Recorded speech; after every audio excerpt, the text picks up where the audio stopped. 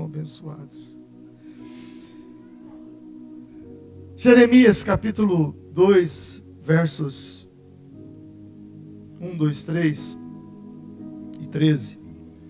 Na linguagem de hoje diz assim: o Senhor Deus me mandou entregar a todos os moradores de Jerusalém a seguinte mensagem: meu povo, eu lembro de quando você era jovem, como você era fiel, como você me amava quando éramos recém-casados. Lembro como me seguiu pelo deserto, por uma terra onde não havia plantações. Povo de Israel, você era só meu. Era sagrado como o trigo que é colhido primeiro e oferecido a mim. Eu castiguei todos os que fizeram você sofrer e fiz cair o mal sobre eles. Eu, Senhor, estou falando. Verso 13. O meu povo cometeu 2 pecados.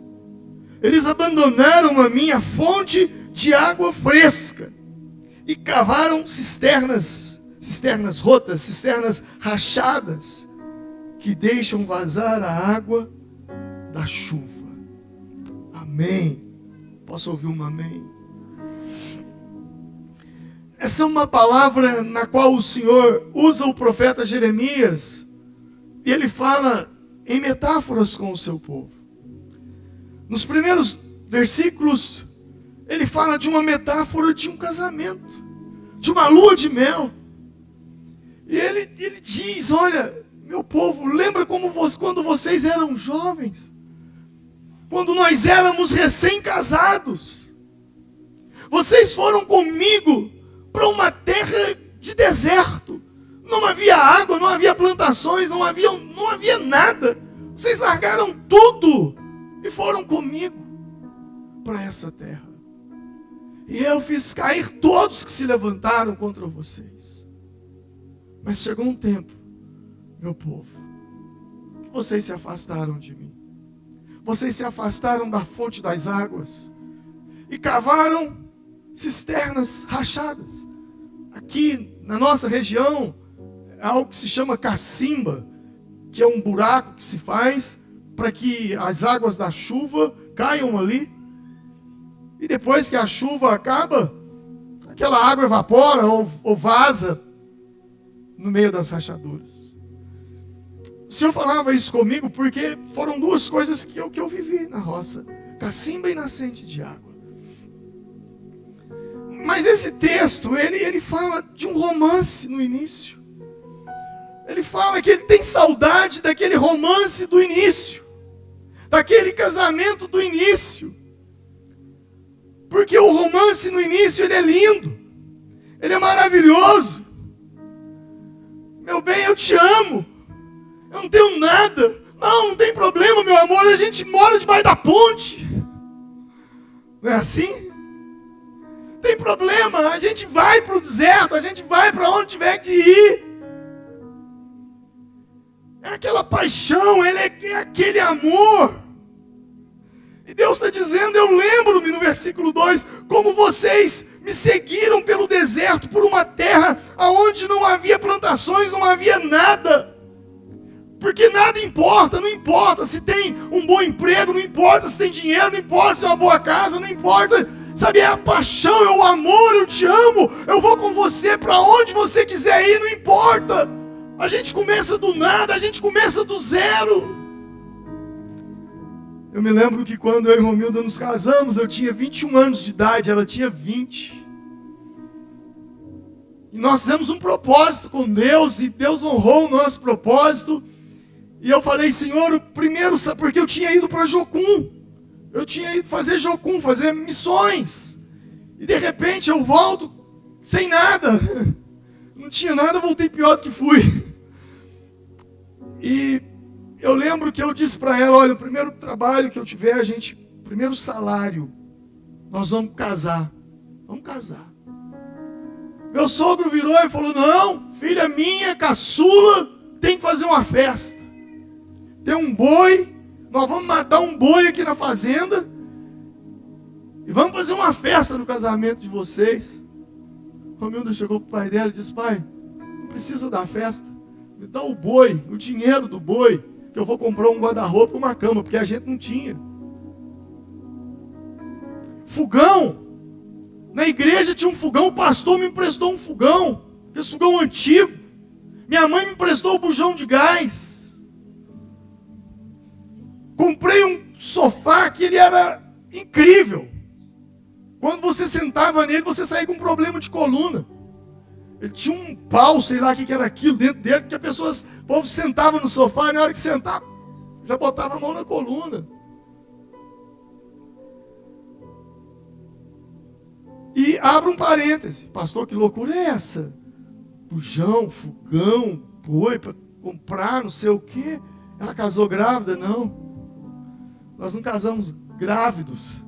Na verdade, nós nos casamos virgens. E eu tenho muita moral para falar com o jovem, porque eu e ela vivemos isso. Foram 5 anos de namoro. Começamos a namorar, eu tinha 16, ela tinha 15. Garotos. Eu falo que a gente foi criado junto. Cresceu junto. Passado pouco tempo depois do casamento, ela se engravidou. Jonatas nasceu com 1 mês de idade. Nós nos mudamos para Belo Horizonte para fazer a obra de Deus. Pegamos uma igreja. No dia da posse, da minha posse na igreja, o pastor que me deu posse, ele teve agora nos 30 anos, ele teve no almoço com a gente aqui, a gente se lembrando do dia em que eu fui pregar a igrejinha cheia, fui morar em Venda Nova, divisa com Ribeirão das Neves. E ele me entregou a Bíblia, uma chave dentro da Bíblia, um ato profético, te entregamos a chave da igreja. E eu agora, pastor na capital, todo metido, 21 anos de idade. Terça-feira me aparece um irmão, senta no primeiro banco. Eu digo: irmão 7h30, né? O povo aqui chega tarde, né? O povo na capital chega mais tarde. Ah, pastor, capital é difícil, o povo chega mais tarde. Eu falei: que hora que o povo começa a chegar na igreja? Ele disse: que povo? Eu falei: o povo que estava aqui domingo. Ele falou: não, pastor, aquele povo é de Lagoa Santa, eles só vieram aqui te dar posse. O único membro da igreja sou eu. Mas aquilo para mim não era problema. Porque eu sempre fui movido por desafios. Se não tem adrenalina, não me chame, porque eu não estou dentro. Eu não gosto de comodismo, eu não gosto de zona de conforto, eu gosto de desafio, eu sou movido por desafio, eu sou movido por adrenalina, pelo novo. E ali nós estávamos, nós dois. Sabe, para nós não tinha problema. Eu me lembro que quando chovia na nossa casa, a gente tinha que entrar para debaixo de uma mesa, porque chovia demais dentro de casa, tanta goteira. Foi um tempo incrível, incrível, que eu tenho saudades. Porque ali o Senhor começou a me ensinar os primeiros passos da fé. Ali eu vi coisas espantosas acontecerem, e eu tinha um paizão, que era o pastor Cizenando, e ele chegou e disse: olha, Deus me colocou por Moisés e você por Arão. Eu sou o homem dos sinais, você é o homem da palavra, você prega e eu oro para o povo. E foram sinais incríveis, e Deus foi fazendo coisas ali. Sabe, era aquela paixão, não somente pela obra, mas um pelo outro. A gente não tinha nada, mas tinha tudo. Não nos faltava nada. Eu me lembro de um dia que eu fiquei sabendo de uma família na igreja que estava passando por necessidade.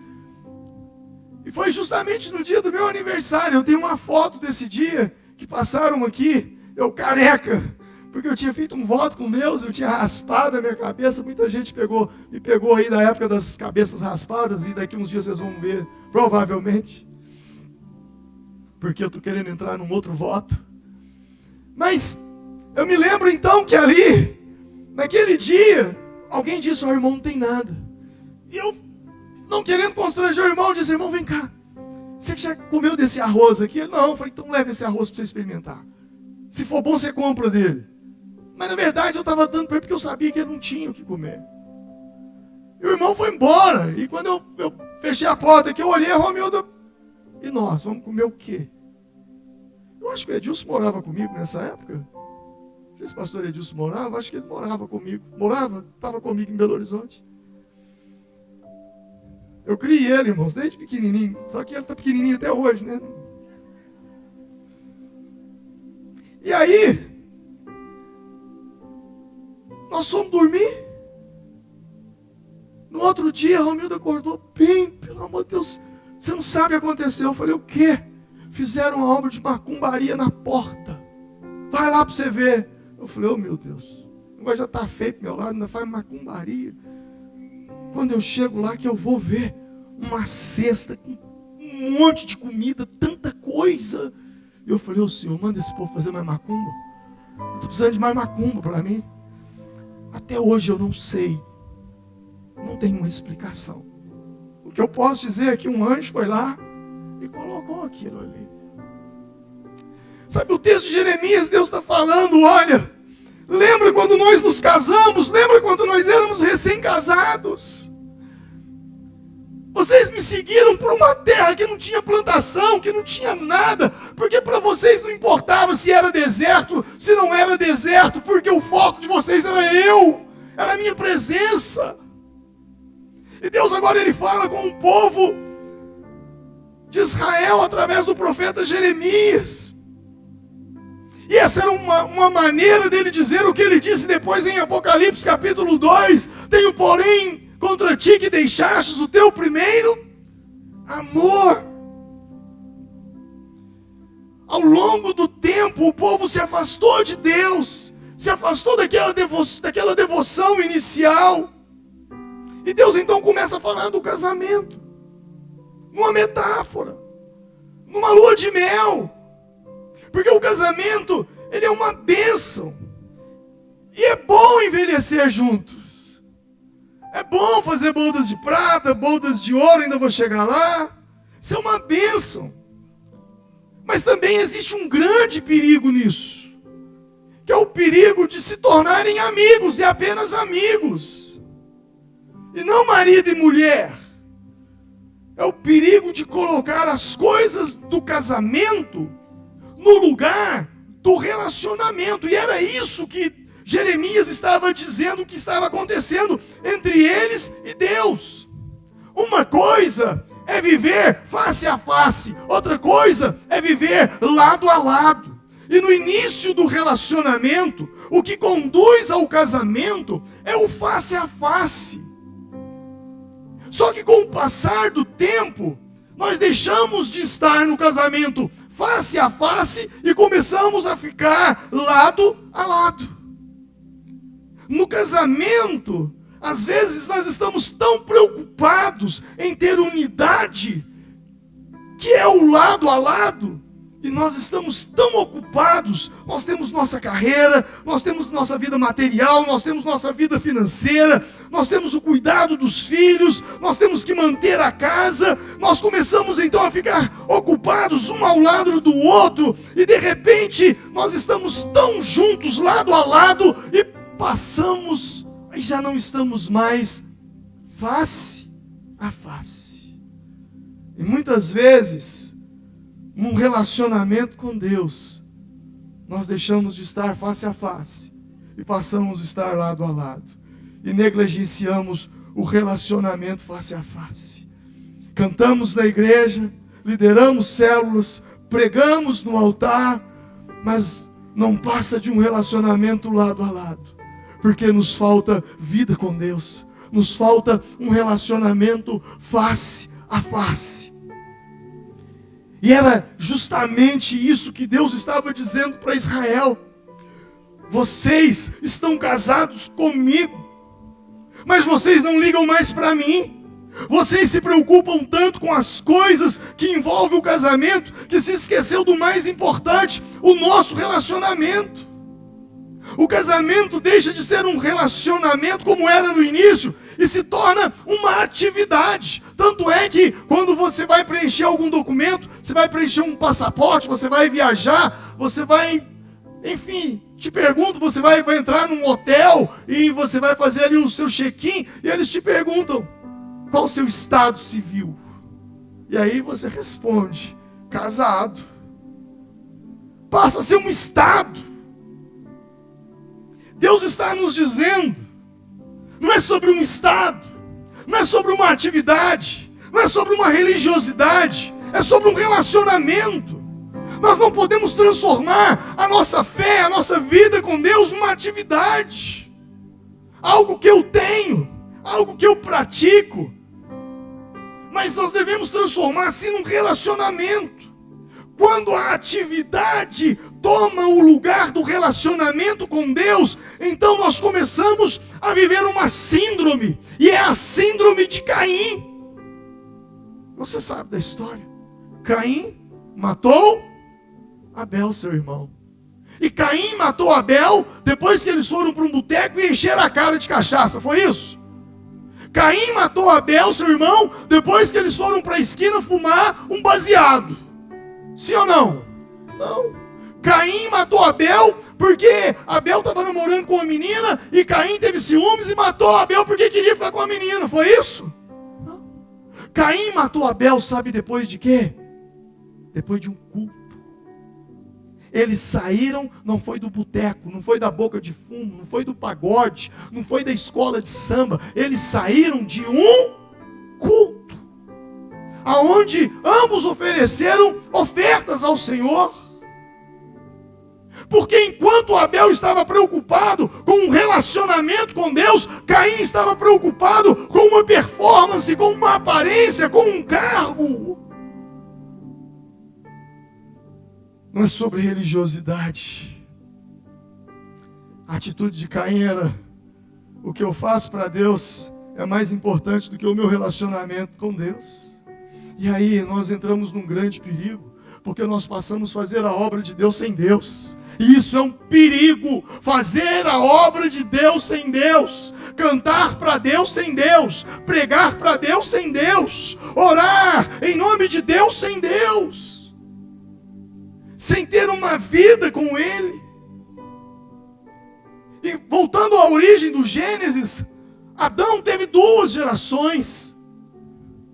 Ele teve a geração de Caim e ele teve a geração de Sete, seu outro filho, que Deus lhe deu no lugar de Abel. E quando você vai para o livro de Gênesis, você começa a perceber algumas coisas entre Caim e Sete. Caim, uma geração maligna. Sete, uma geração de Deus. E o que me chama a atenção, e eu não sei se você sabe disso, você sabe por que você mora na cidade? Você sabe por que você mora na cidade? Por causa de Caim. Foi Caim quem fundou a cidade. Você sabia disso? Gênesis capítulo 4, verso 17 vai dizer isso. E aí, Caim tem filhos. E a Bíblia diz que ele gera Jabal, verso 20. E Jabal foi o pai dos que habitavam em tendas. Ele foi pai, mas pai de uma atividade de trabalho. Depois ele teve um filho chamado Jubal. Jubal foi pai dos que tocavam harpa. Pessoas talentosas. Depois veio Tubal, Caim, que foi artesão, armas de espada, talentoso em montar armas de guerra. A Bíblia não menciona quantos anos viveram, mas menciona o que eles realizaram, o que eles fizeram, e não o que eles se relacionaram. E de repente, quando você abre a sua Bíblia no capítulo 5, vem a geração de Sete. E a geração de Sete, que é a geração de Deus, não fala do que eles fizeram, mas fala do que eles geraram. Enquanto os filhos de Caim fizeram tendas, fizeram armas, fizeram instrumentos musicais, os filhos de Sete só fizeram uma coisa: tiveram filhos e filhas, filhos e filhas. E gerou fulano, que gerou fulano, que gerou fulano. E aí eu começo a entender que existe uma geração que só quer fazer, mas a geração que Deus faz, que Deus chama, é a geração que gera. Porque esse é o desejo de Deus, essa é a vontade de Deus. O coração de Deus bate por gerar filhos. Filhos à sua imagem, à sua semelhança, nascidos de novo. Tudo que nós fizermos só pode ter uma finalidade: gerar. Gerar almas para o reino. Gerar novos convertidos. Gerar relacionamento com Deus. Gerar intimidade com Deus. Não há descrição do que fizeram, mas geraram. E você vai ver essas duas gerações dentro da igreja o tempo todo. Gente que está preocupada em fazer, em ter um cargo, e gente que está preocupada em gerar. Gente que ministra, gente que canta para gerar. Gente que prega para gerar. Gente que ora para gerar. É isso que é o coração de Deus. Essa é a vontade de Deus. E o verso 13 diz que eles cometeram 2 erros. Cometeram o primeiro, e o segundo foi para tentar consertar o primeiro. Porque no primeiro a Bíblia diz que eles abandonaram as fontes de água. O segundo diz que eles então cavaram cacimbas. Eu não sei se você... Quem é que sabe o que é uma cacimba? Isso é coisa de roceiro mesmo, né? Coisa da gente da roça. Que... Você vai, quando você estiver andando na zona rural, você vai ver que alguém foi lá e furou um buraco na beira da estrada, e as águas das enxurradas descem e ficam ali, e elas têm algumas finalidades. Mas nesse caso aqui, eles estavam furando essas cacimbas, esses buracos, para conter a água de chuva, porque eles abandonaram a nascente, abandonaram as fontes. Quando nós herdamos uma propriedade o ano passado, nossas terras estão no alto de uma serra. Nós não temos rio lá dentro. E Romilda disse assim para mim, bem quando eu era criancinha. Eu lembro que tinha uma nascente aqui, que a prefeitura fez até uma barragem no alto dessa serra, para captação de água para um grupo escolar. Eu falei, onde é que é? Eu falei, não lembro, está no meio da mata. Então nós dois entramos para dentro dessa mata e começamos a procurar. E daí a pouco a gente achou. A gente achou aquela barragem dessa altura e tudo assoreado. Ela falou, é aqui. Eu falei, mas aqui não tem água. Como é que a gente vai fazer com água? Aí eu contratei um moço, e ele foi lá e começou a tirar a terra. Ele tirou aproximadamente 3 caminhões de terra que assoreou o lugar, até chegar na laje. Quando ele chegou na laje eu me refiro a uma pedra de granito. Quando chegou na pedra de granito, na trinca da pedra, a água brotou. É de onde a gente tira a nossa água. A nossa água lá, as nossas 2 fontes de água, que nós temos 2, elas saem diretamente da pedra. É um milagre. A nossa vida é assim, milagre. Mas o que eu quero dizer, e o texto está dizendo, é que quando você abandona a fonte vai assorear. Virão terras, virão entulhos, virão coisas por sobre essas fontes. Por isso é importante você estar o tempo todo cuidando, revitalizando, tendo todo um cuidado. Por quê? Porque as fontes não podem secar. Porque quando as fontes secam, então você passa a beber água de enxurrada. E isso não é o projeto de Deus para a sua vida. O projeto de Deus para a sua vida é fonte, não é enxurrada. O projeto de Deus para você é que você beba direto dele e não da internet. Eu vou pegar um esboço para me pregar lá na igreja, vou na internet. Não, o Senhor está dizendo, vai orar, vai buscar, vai ler, vai para a fonte, porque eu tenho coisas grandes, poderosas para revelar para você. Eu tenho coisas que eu quero falar com você, e sobretudo que você deve guardar. Guarda o teu coração, porque dele saem as fontes, as nascentes da vida. Mas o que me chama a atenção é que eles, o texto diz, eles me abandonaram a fonte de águas vivas. A Bíblia não diz que eles pararam de crer. A Bíblia diz que eles abandonaram. Preste atenção, diga comigo. A Bíblia não diz que eles pararam de crer. A Bíblia diz que eles o abandonaram.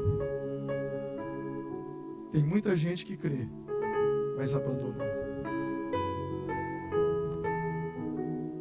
Não, pastor, eu creio. Eu tenho fé, eu tenho uma fé em Deus, você não tem ideia. Minha fé é muito forte, eu tenho muita fé. Mas não é sobre fé, é sobre abandono. Cadê as manhãs de oração? Cadê a leitura da Bíblia? Cadê a busca?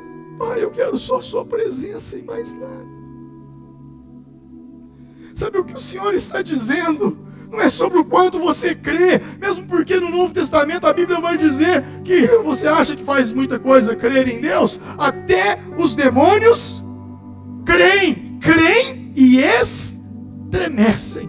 Então não é sobre crer, é sobre abandonar, é sobre deixar de lado, é sobre deixar a Bíblia empoeirando, é sobre não ter mais tempo para falar, para abrir o coração, para conversar com Ele sobre uma série de coisas que estão acontecendo dentro de você, sentimentos que você tem tido, uma falta de paciência, irando com raiva facilmente, sentimentos que não eram mais seus, mas estão retornando. Você entregou sua vida para Jesus, essas coisas desapareceram, mas com o passar do tempo, algumas tentações que quando você entregou a vida para Cristo, você tirava essas tentações de letra, mas agora elas voltaram numa força tão grande. E você fala, eu não sei como que eu era novo convertido, não sabia nada de Bíblia, e eu era tão forte para vencer essa tentação, e agora eu sou crente já há tanto tempo na igreja, eu estou tendo dificuldade para suportar essa tentação. E por que isso? Simples, porque você abandonou a fonte. Simples, porque você não cuidou da fonte, porque coisas vêm acontecendo e você simplesmente não faz nada, você deixa. Eu tenho falado assim, sabe, eu tenho encontrado com alguns pastores, eu falo, olha cara, se você quer crescer mais na fé, você precisa ir para a roça, você tem que trabalhar na roça. Porque a Bíblia fala o tempo todo das coisas da roça, da agricultura, de tudo. Sabe, aí de repente você vai plantar uma hortaliça, e quanto mais adubo você joga na horta, mais fruto vai dar. Mas junto com o fruto, também vem muito mato, muito espinho. E se você não cuidar daquilo todo dia, chega um momento que aquele mato vai sufocar as plantas. Seu coração tem muito fruto para dar. Mas se você não cuidar todo dia e arrancar aqueles capins que vão nascendo, aquelas ervas que vão crescendo, vai chegar um dia que você não vai dar conta. Você não vai dar conta. Porque é muita coisa. Então você não pode abandonar o seu coração, você não pode abandonar as suas fontes em Deus, você precisa cuidar delas o tempo todo, porque quando você as perde de vista, quando elas são abandonadas e elas são assoreadas, ou quando o mato vem e fecha tudo, e aí você fala, pronto, e agora? De onde é que eu vou arrumar água? Já sei, vou pegar da enxurrada. E aí você fica bebendo água de enxurrada. E Deus fala, filho, nunca foi isso que eu tive para você. Eu nunca quis que você bebesse essa água. Você está bebendo dessa água por causa da rebelião do seu coração. Porque você se afastou. Porque você abandonou. Eu não estou falando de afastar do culto, eu não estou falando de afastar da igreja, eu não estou falando de afastar da célula. Quando isso acontece é porque a coisa já está feia. Eu estou falando de afastar de uma vida de oração. Daqueles momentos a sós. Sabe aqueles momentos que vocês entram na presença dele, que você chora, que você o sente, e ele fala, e ele ministra o seu coração, ele ministra sobre a sua vida, e você tem momentos ali de adoração intensa, de louvor, de glorificação, e ele vem, fala o seu coração, enche o seu coração. Era disso que ele estava falando. Sabe, Deus tinha uma questão com esse povo. Eles abandonaram as fontes, eles pararam de adorar, de buscar a Deus.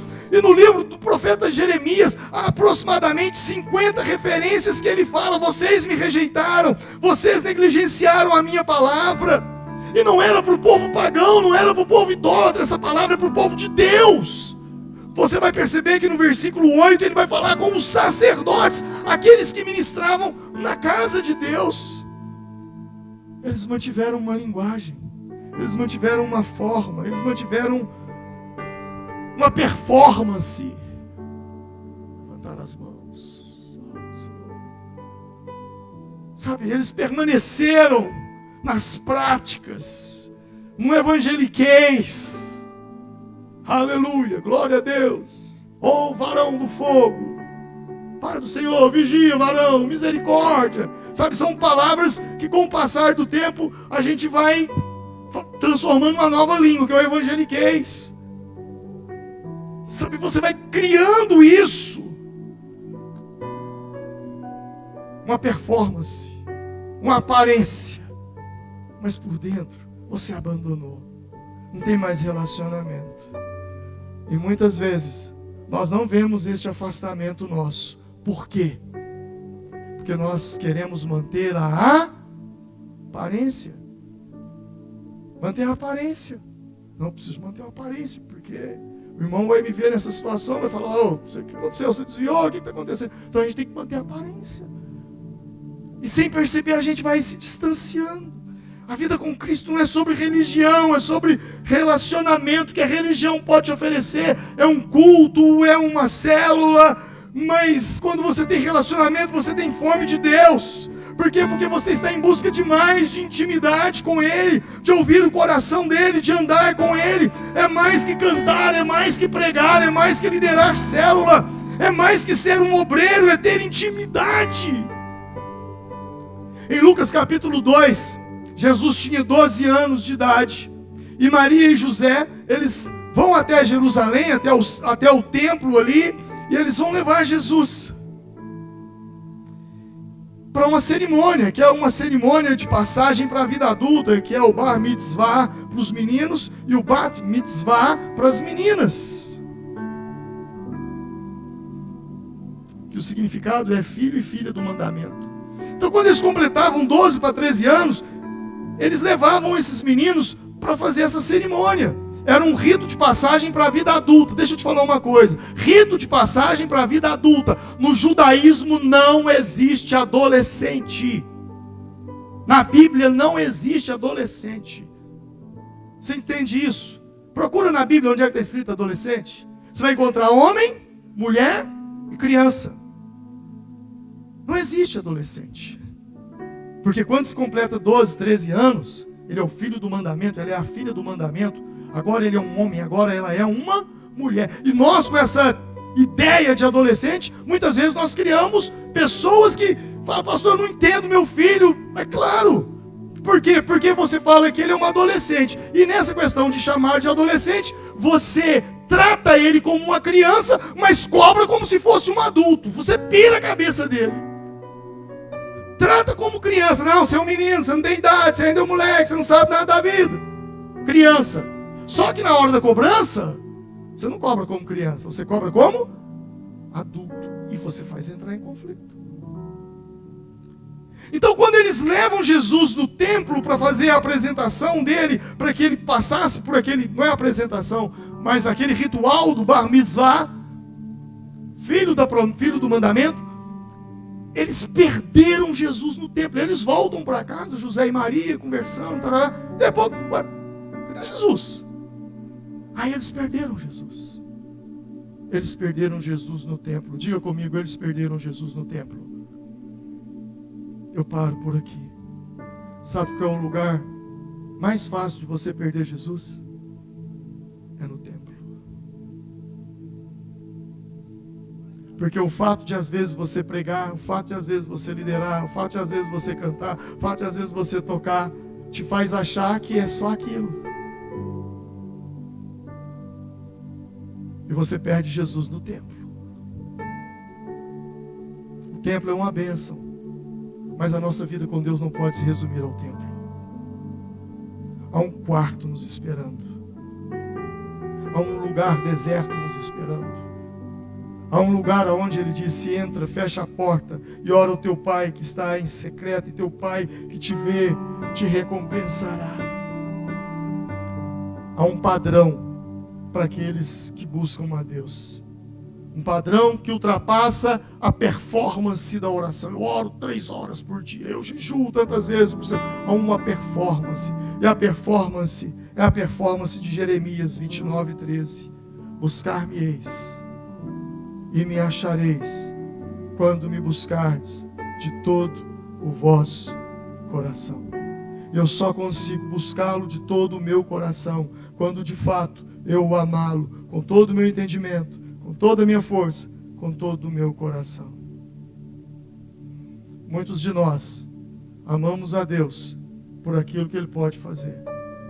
Isso é estar lado a lado com Deus.